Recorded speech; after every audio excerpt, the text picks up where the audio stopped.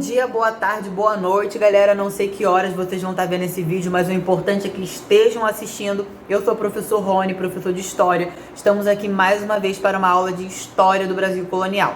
Bom, vocês devem estar se perguntando se a história do Brasil colonial, por que a gente está começando falando sobre América Indígena. Esse é o objetivo dessa aula, é muito claro para vocês.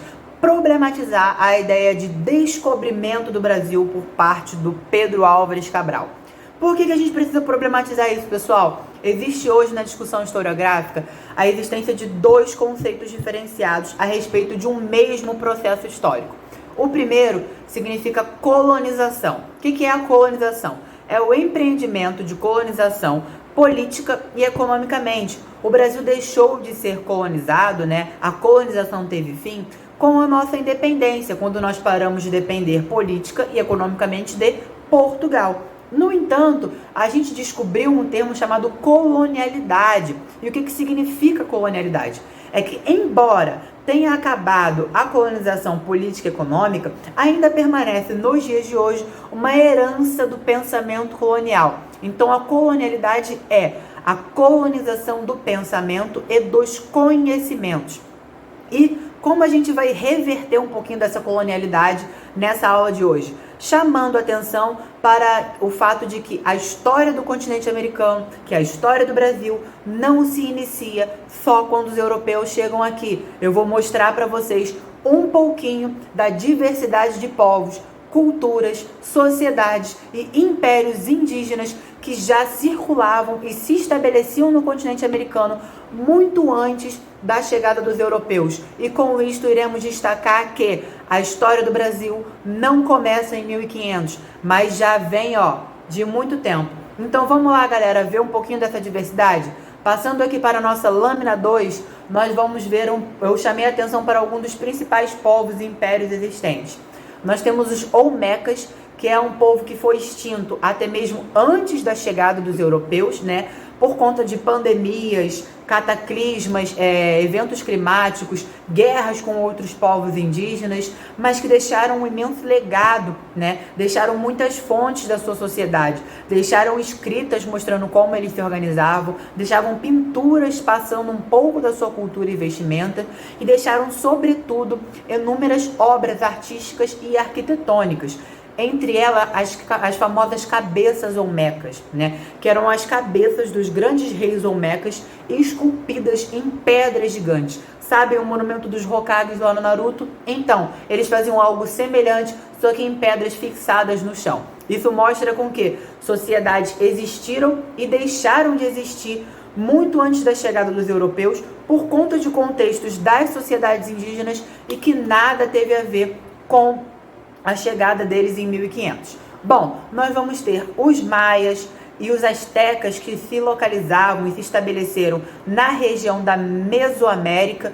A gente tem os incas que viveram nas regiões andinas e no território que hoje chamamos de Brasil, a existência dos povos da bacia amazônica e dos povos do Alto Xingu. Vamos passar aqui para a lâmina 3 para ver um pouquinho disso nos mapas.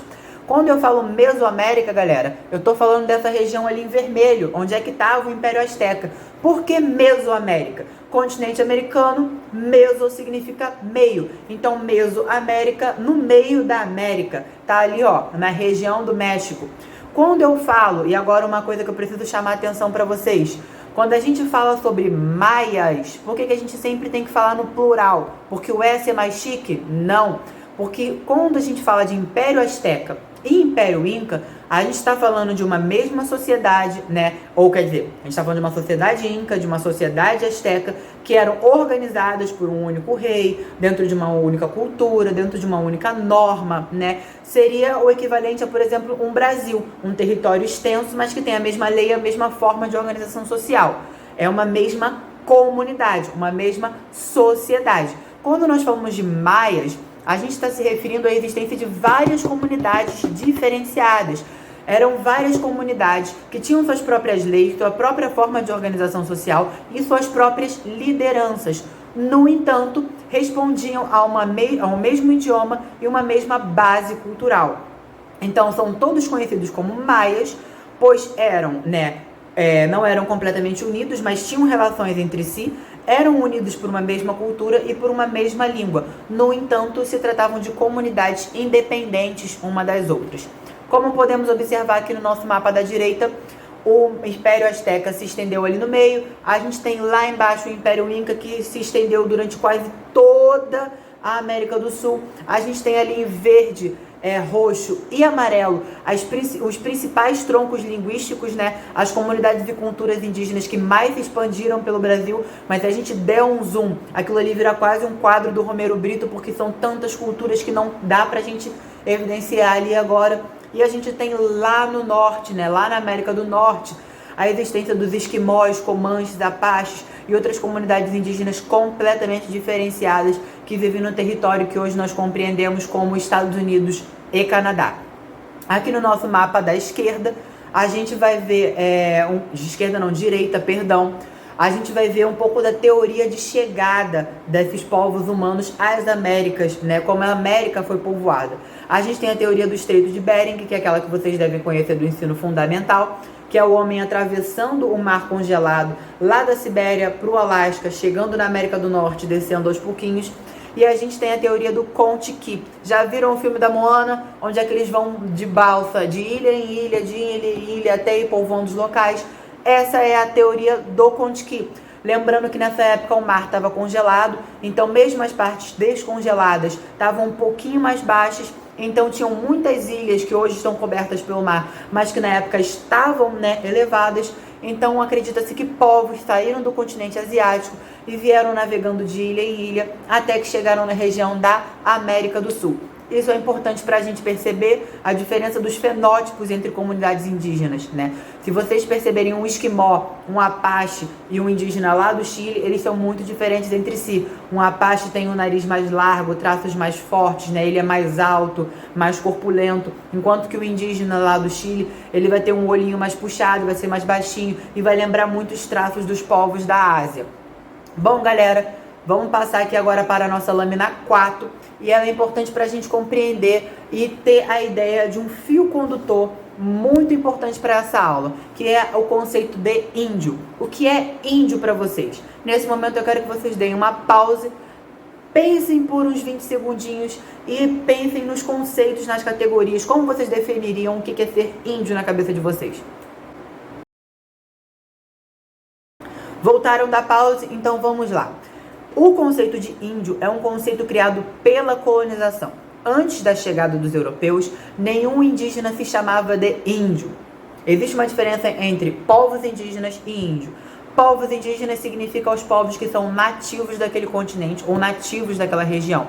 E aí a gente tem uma ideia plural, que são vários povos diferenciados que são unidos pelo fato de já morarem ali há muito tempo. E o conceito de índio foi um conceito utilizado pela colonização para reduzir e apagar as diferenças entre esses povos. Foi uma maneira que o colonizador encontrou de colocar dentro de um mesmo saco, né? E dentro de uma mesma política, um tupinambá da Bahia e um esquimó lá no Alasca.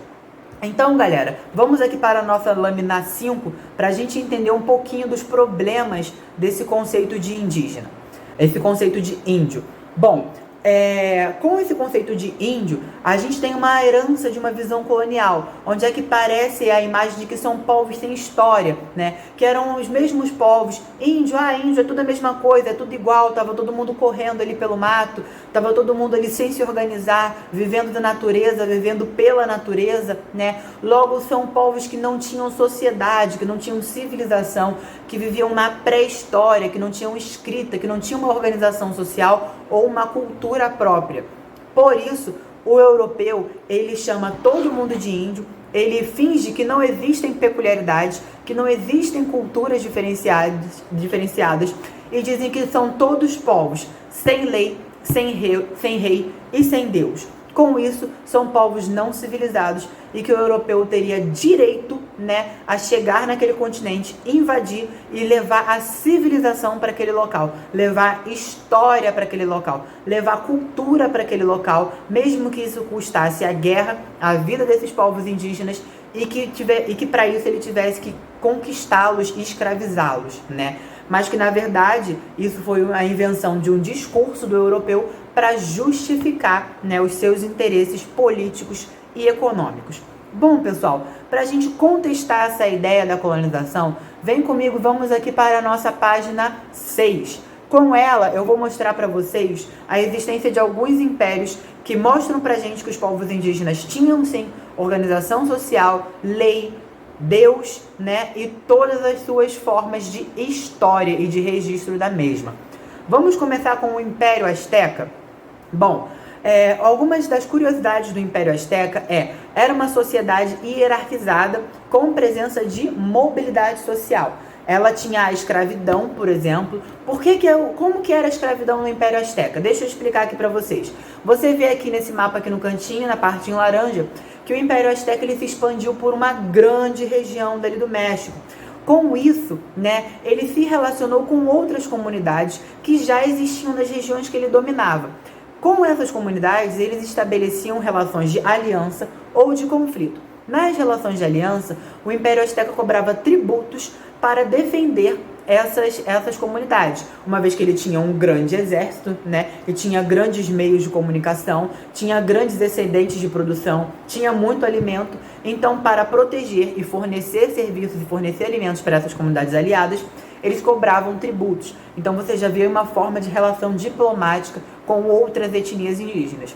E com outras, eles tinham o conflito, onde é que, através da guerra, né, o exército perdedor poderia ser escravizado. Ou seja, eu poupei a sua vida, então eu posso te escravizar. No entanto, a escravidão, assim como a divisão de classes, não era algo fixo no Império Azteca.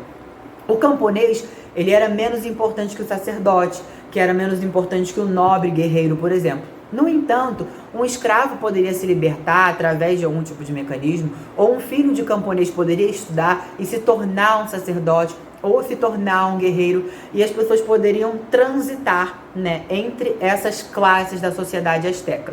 Bom, outros pontos importantes da sociedade azteca era o desenvolvimento da escrita hieróglifa. Então não era um povo que se baseava só na oralidade. Eram povos que escreviam e registravam as suas leis, né, a sua religião, as suas crenças e a sua história. A gente tem também a presença de um politeísmo, né, de muitos deuses entre os astecas. Eles tinham diversos deuses para explicar os eventos climáticos, para explicar a natureza, para explicar a criação do homem, a criação da terra. Então não eram povos sem deuses, sem uma visão de mundo. Eles tinham toda uma religião que explicava o local deles dentro da sua cultura e dentro da sociedade e perante as outras religiões e os outros povos, né? A religião e a cultura asteca fornecia explicações não só sobre si mesmo, mas também sobre o outro, também sobre as outras etnias. Bom, pessoal, outra questão é a arte e a arquitetura, que não servia só para embelezar, mas que servia também como uma forma de organização social. A gente tem ali em cima, né, essa pintura, ela não é só um cartazinho, não é um gibi. Ali eu trouxe para vocês um códice que era dos glifos calendáricos, ou seja, o que vocês estão olhando aqui é uma forma de organização do calendário asteca. Cada símbolo desses, selecionado nessa imagem, fazia menção a um dia, uma estação do ano, um mês, e era uma forma com que os astecas tinham para se organizar no tempo, né? Até mesmo para poder ter maior noção a respeito das suas colheitas e outros serviços da sua sociedade. Uma coisa que a gente pode chamar a atenção da arquitetura, né, são essas pirâmides. E hoje, uma das formas, né, uma das expressões desse pensamento colonizado é aquela crença que é muito difundida em alguns canais aí, como o History Channel, de que essas pirâmides foram construídas por alienígenas, né? Porque eram povos primitivos e esses povos não tinham condição de construir coisas tão grandes, tão belas e tão bem organizadas. E eles vêm com aquelas teorias do disco voador. E com isso vocês veem como a violência colonial mental é tão cruel quanto a física, pois ela prefere acreditar na existência de alienígenas ou atribuir a construção de uma pirâmide e de templos religiosos alienígenas do que reconhecer de que esses povos eram geniais, eram inteligentes e que sabiam construir e que tinham diversos tipos de mecanismos arquitetônicos, né, para fazer as construções dos seus templos e das suas cidades. Bom, pessoal, vamos continuar aqui partindo para a nossa lâmina 7. Falando um pouquinho ainda sobre o Império Azteca, nós podemos chamar a atenção né, para a urbanização. Aqui nessa imagem eu chamo a atenção para vocês para a capital asteca, Tenochtitlan. E ela chama a atenção para a gente não só por seu tamanho, para ter uma noção de como era um império enorme, né, extremamente importante, mas para a sua divisão. A capital Tenochtitlan, ela era altamente urbanizada, altamente organizada. Tinha o setor de moradia, o setor administrativo, o setor religioso, o setor do mercado, o setor da cultura. Era uma cidade extremamente organizada e que chamava atenção principalmente para o saneamento básico e para a distribuição das águas. Vocês veem aqui nessa imagem mais baixa que tinham pequenos canais, né, pequenos riozinhos artificiais, como se fossem as canalizações hoje em dia, que eram responsáveis não só por levar água para cada casa, ou seja, o encanamento de água, só que sem os canos no caso, para cada casa, mas também para fornecer o serviço de esgoto. A Europa, nesse mesmo período, sofria com saneamento básico. O Brasil, já colonizado, né, ele sofreu até o século XX, até o século XIX, basicamente, com as grandes pandemias, né, com as grandes epidemias provenientes do lixo urbano, porque tinha o lavaia, as pessoas faziam cocô, faziam xixi e jogavam na calçada. Isso era uma coisa que acontecia na Europa, que se chamava tanto de civilizada, até o século XIX, enquanto que antes de 1500, os astecas já possuíam a canalização de esgoto, já possuíam mecanismos para que o lixo e o esgoto não ficasse ali na porta, não ficasse ali preso nas cidades, mas que fosse escoado para outros locais. Isso, né, é um dos fatos que mostra pra gente como havia uma organização social extremamente complexa entre as comunidades indígenas. Bom, pessoal, falei já sobre as relações interétnicas e agora a gente passa um pouquinho para as comunidades incas, que como o nosso vídeo já deu 16 minutos, eu vou deixar para o próximo. Então, vídeo 2, vocês já sabem, comunidades incas. Grande abraço, bons estudos para vocês e até a próxima!